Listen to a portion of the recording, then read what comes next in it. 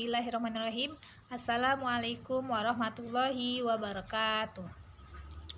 Alhamdulillahirabbil alamin. Assalatu wassalamu ala asrofil anbiya'i wal mursalin wa ala alihi wa sahbihi ajma'in. Amma ba'du. Pertama-tama dan yang paling utama, marilah kita panjatkan puja dan puji syukur kita atas kehadirat Allah Subhanahu wa taala, yang mana kita masih diberikan nikmat sehat hingga sampai sekarang ini. Kemudian sholawat serta salam tak lupa pula kita junjungkan kepada Nabi besar kita, yakni Nabi Muhammad Sallallahu Alaihi Wasallam, dengan melafazkan Allahumma sholli ala Sayyidina Muhammad wa ala ali Sayyidina Muhammad. Baik, di sini saya Winda Wulandari, mahasiswa Prodi Program Studi Pendidikan Agama Islam kelas 5A, Sekolah Tinggi Agama Islam Ibnu Sina, Batang. Video yang saya buat ini untuk memenuhi ujian akhir semester saya yang mata kuliahnya yaitu Perencanaan Sistem Pembelajaran dengan dosen pengampu Bapak Sofyan Idian, SPDI MA. Baik, langsung saja saya mulai. Assalamualaikum warahmatullahi wabarakatuh, anak ibu semuanya. Bagaimana kabar kalian pada pagi hari ini? Oke, kedengarannya sangat extra full power ya semuanya. Oke, sebelum kita mulai pembelajaran pada pagi hari ini, baiknya kita berdoa terlebih dahulu agar pembelajaran yang kita ikuti dimudahkan dan dilancarkan oleh Allah Subhanahu wa taala. Berdoa dimulai. Bismillahirrahmanirrahim. Rabbi zidni ilmi. Bismillahirrahmanirrahim. Raditu billahi rabba wa bil islami dina wa bi Muhammadin nabiyya wa rasulah.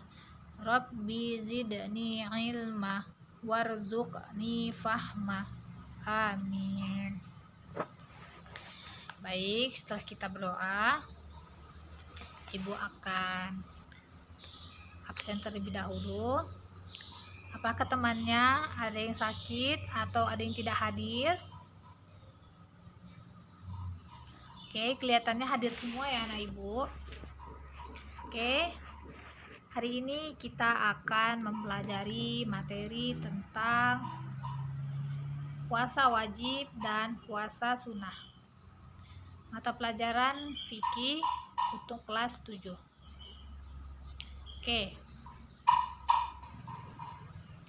Oke.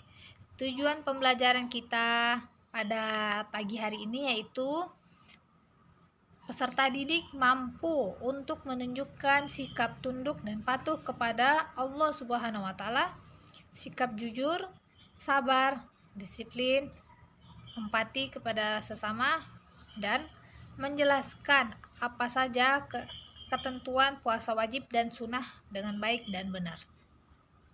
Oke, ketentuan puasa. Yang pertama, pengertian puasa. Nah, di sini Ibu akan menjelaskan apa sih pengertian puasa. Sebelumnya ada yang udah tahu anak ibu apa itu pengertian puasa? Oh, belum ya. Baik, Ibu akan menjelaskan. Istilah puasa dalam bahasa Arab dikenal dengan shaum atau siam. Sedangkan menurut istilah, puasa adalah menahan diri dari segala sesuatu yang membatalkan puasa sejak terbit fajar hingga terbenamnya matahari, disertai dengan niat, syarat, dan rukun tertentu.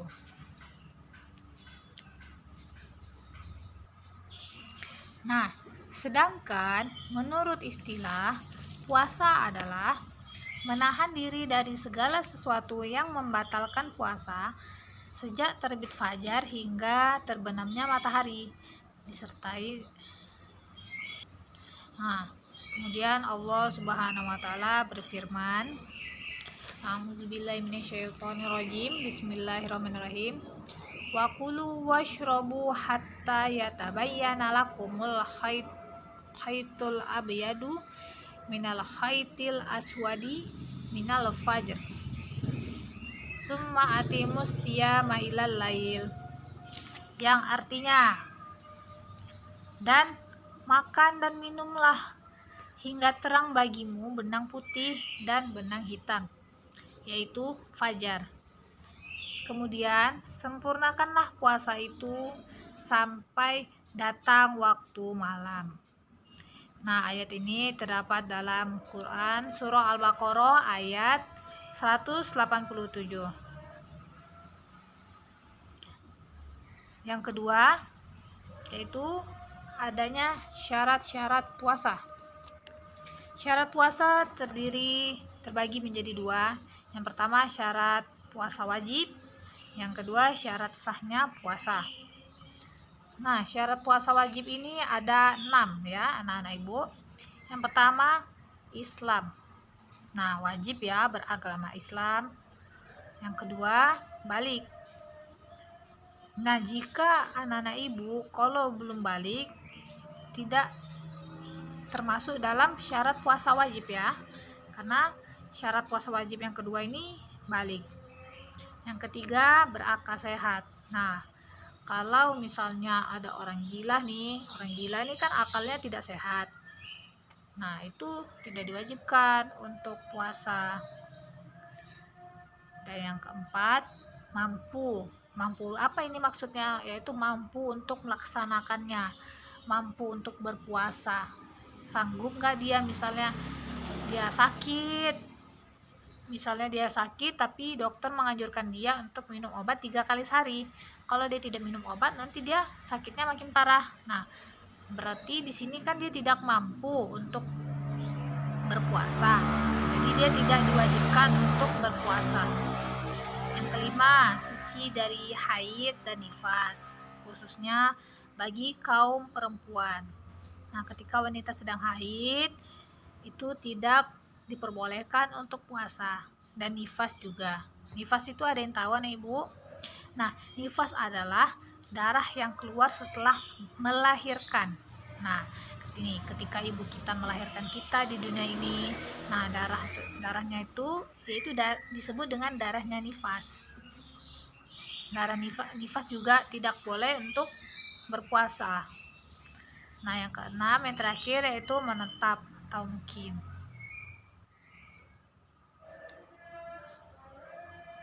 Nah, selanjutnya yang kedua ada syarat sah puasa.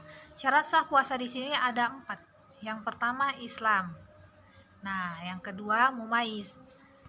Ada yang mumaiz ini yaitu dapat membedakan yang mana yang baik dan yang mana yang buruk. Tadi sama seperti itu tadi ya, yang ketiga berakal sehat.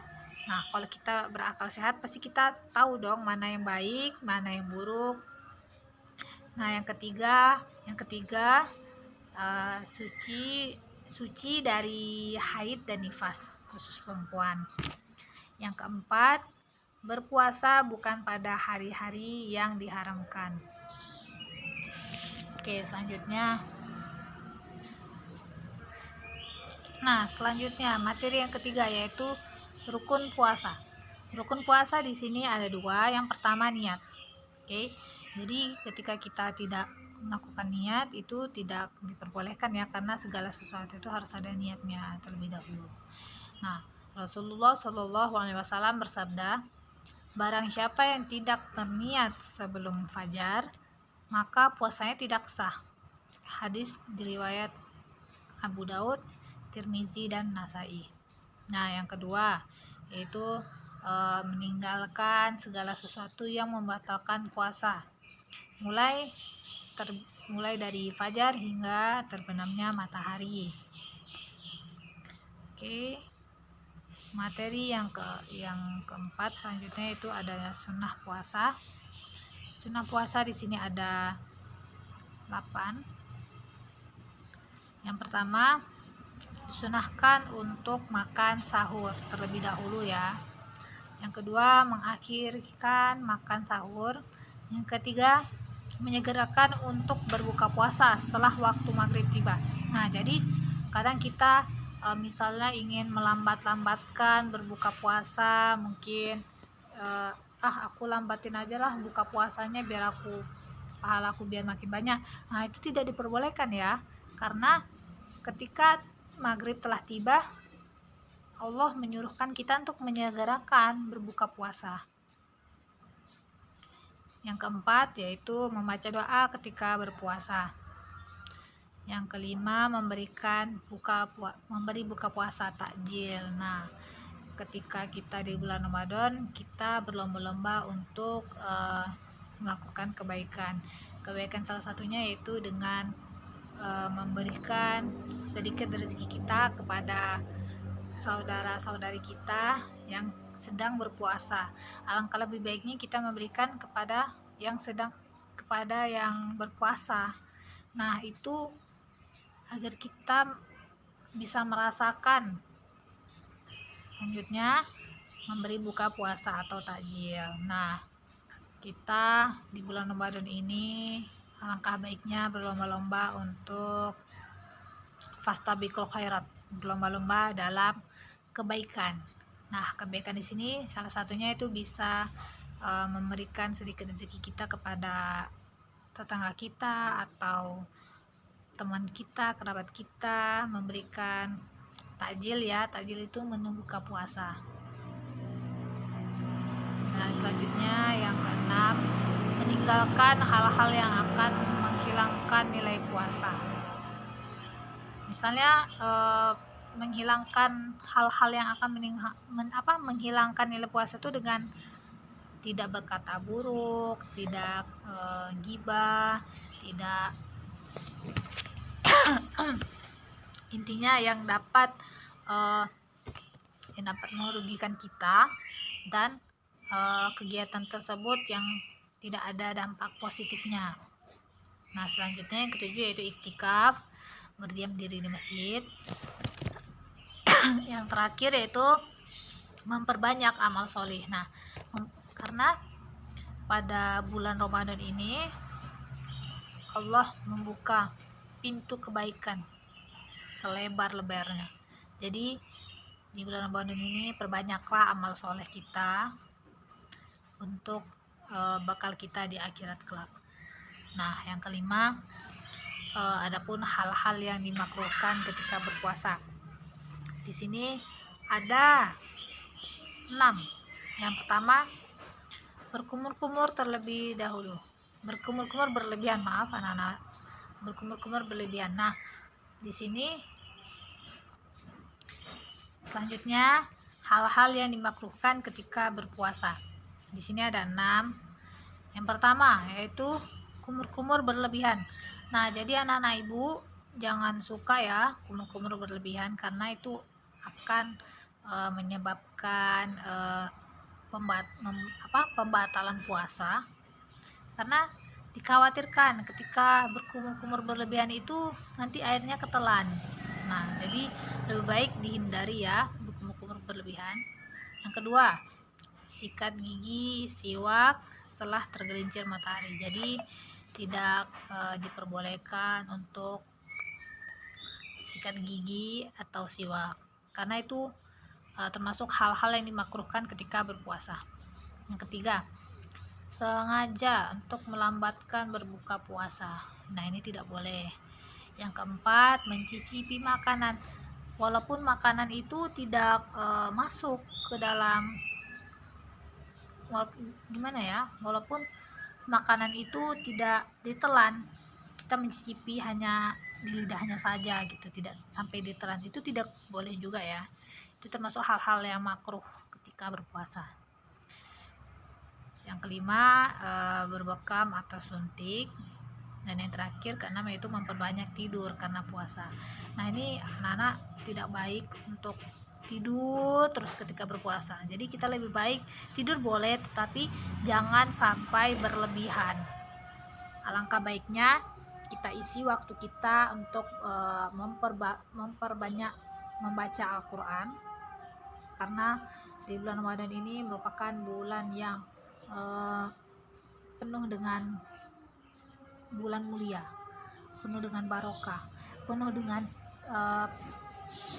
pintu ampunan dari Allah Subhanahu wa Ta'ala.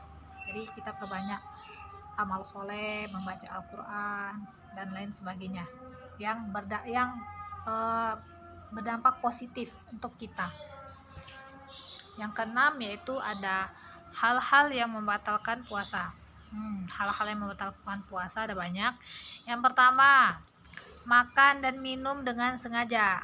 Ini sudah jelas ya, merupakan hal-hal yang membatalkan puasa kita. Selanjutnya yang kedua ada murtad. Murtad ini keluar dari agama Islam. Nah, keluar dari agama Islam dinamakan murtad. Selanjutnya yang ketiga, muntah dengan sengaja.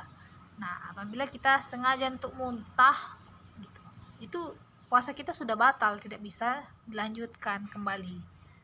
Nah, yang keempat, bersetubuh.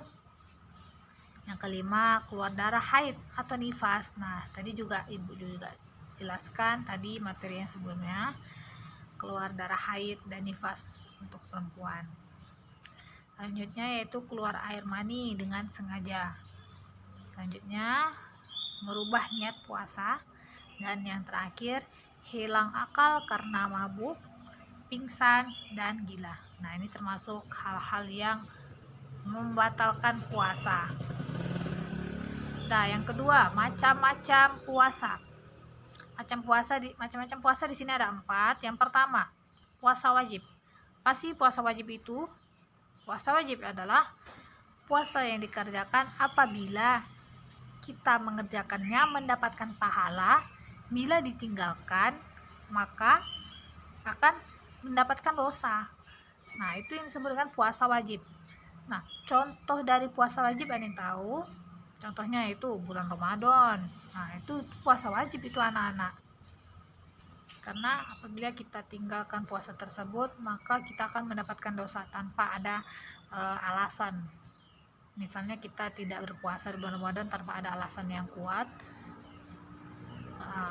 itu kita akan mendapatkan dosa. Yang kedua, puasa sunnah ya.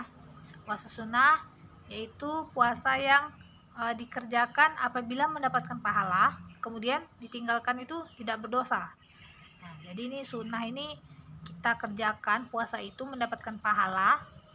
Apabila kita tidak mengerjakan puasa tersebut, maka tidak apa-apa. Nah, contoh puasa sunnah itu bisa dari puasa Daud, puasa Senin Kamis, dan lain-lain ya. Nah, puasa Daud itu apa sih? Puasa Daud yaitu puasa yang selang-seling. Misalnya kita berpuasa pada hari Senin, hari Selasa tidak berpuasa, hari Rabu berpuasa lagi, hari Selasa Kamis tidak berpuasa, kemudian dan seterusnya. Yaitu dinamakan puasa Daud, puasa selang-seling. Nah, yang ketiga, puasa makruh.